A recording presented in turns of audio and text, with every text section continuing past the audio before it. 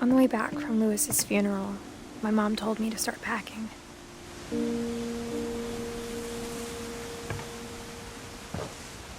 She waited until the day before we left to tell Edie. I'm not sure if she wanted to make it easier or harder.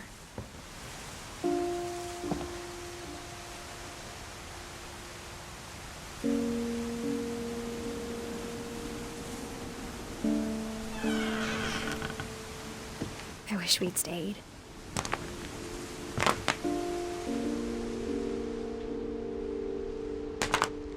But I understand why we left.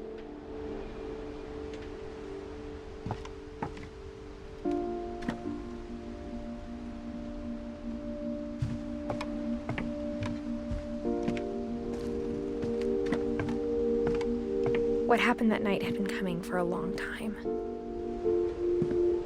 Maybe it should have come sooner.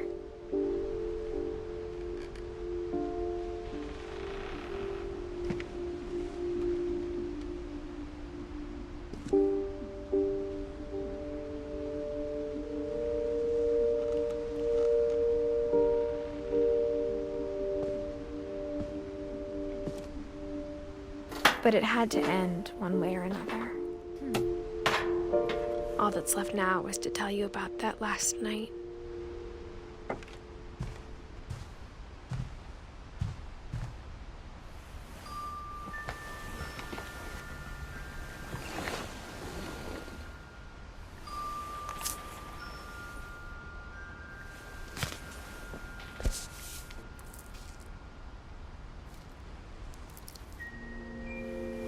That whole last day, Edie just watched us pack and didn't say a word. Until supper, when she raised her glass and said, "To our final night together, and all our final nights apart." Grandma, you know what I said about alcohol. Some of your medications are very Edith, specific. I left a present for you in the hallway. Why don't you go open it? The grown-ups have to argue now. I'm sorry, you're right. We're all leaving tomorrow. Let's just enjoy our last... I'm not leaving. Edith, you're excused.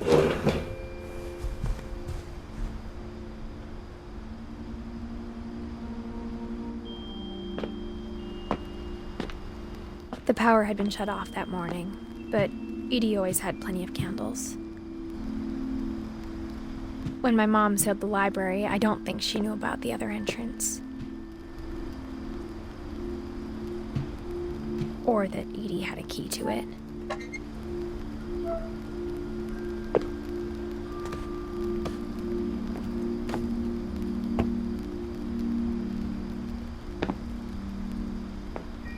That thing you're afraid of isn't going to end when you leave the house.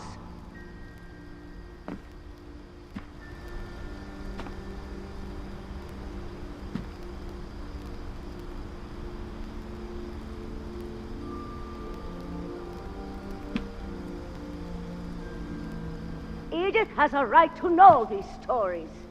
My children are dead because of your stories. I think it's best if Edith and I leave tonight.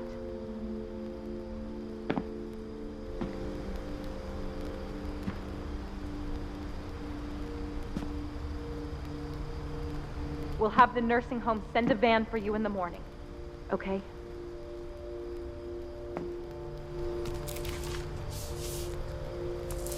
Dear Edith, there's so many stories I wish I could tell you, but there's only time for one. This is about what happened on the night you were born. That night, the tide went way, way out. It was the first and last time I ever saw the old house aground. There'd been an earthquake out in the middle of the ocean. They called it the lowest tide in 1,000 years.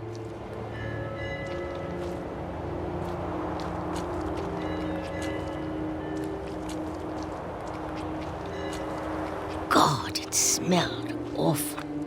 You know, I've seen that house every day of my life.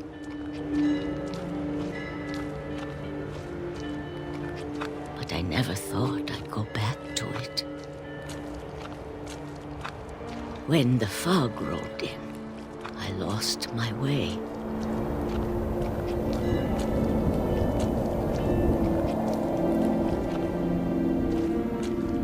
I got turned around.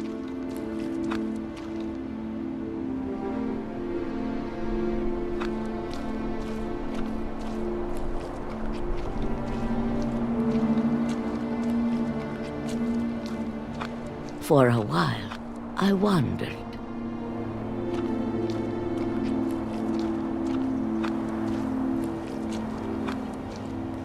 I started seeing things.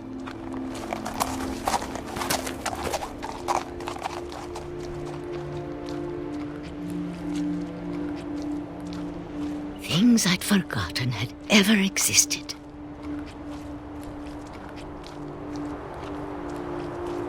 But when I saw them, they felt like old friends. That night, a lot of things came back to me.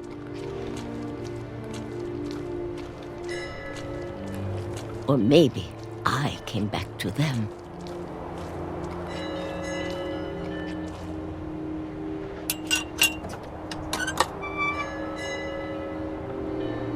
Things I can't explain, but that I need you to try and... Edith, what are you doing in here? It's mine. Edith! Mom, you're gonna rip it! Let go! I kicked and screamed, but Mom dragged me to the car. I never saw Great-Grandma Edie again. The next morning, the van came to pick her up, but she was already gone. After that, we moved around a lot.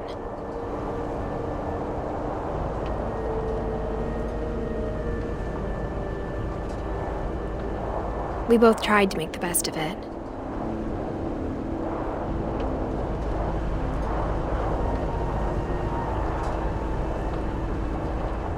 A few years went by.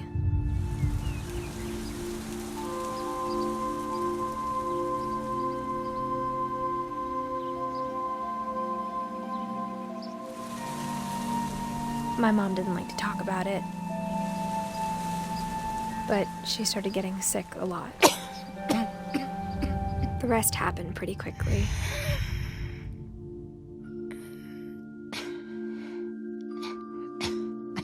She got better for a while, and then she didn't.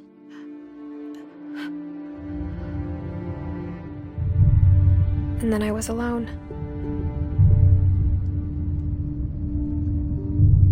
The last Finch left alive.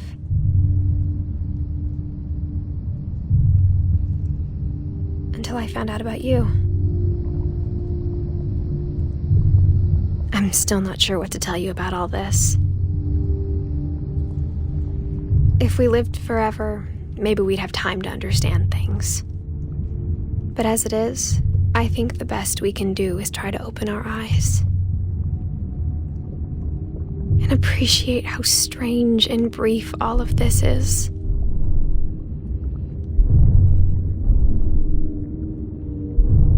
This journal was supposed to be for you.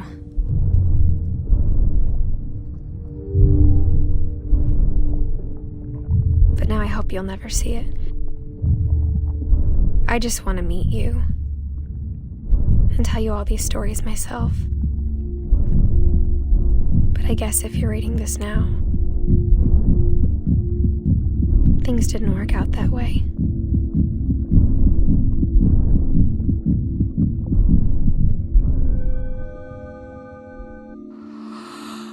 This is where your story begins.